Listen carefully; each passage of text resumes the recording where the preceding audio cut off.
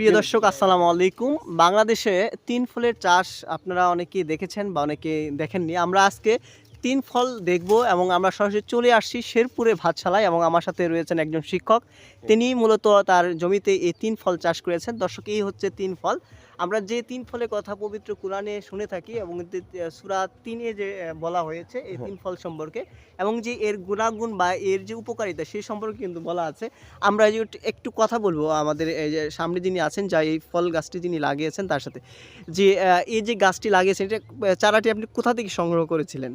এটা চারাটা প্রথমে স্থানীয় নার্সারি থেকে সংগ্রহ করেছিলাম, কিন্তু উনি সঠিক জাত দেয় নাই। আচ্ছা না দেওয়াতে উনি দিছিল যে সৌদি আরবের তিন, ওটা ডুমুরের বা আমরা যে গ্রামগঞ্জে ডুমুর হয় যেটা খেলে ফেলাই দিই ওরকমই হয়েছিল। স্বাদ আচ্ছা নাই, গন্ধ নাই, কিচ্ছু নাই।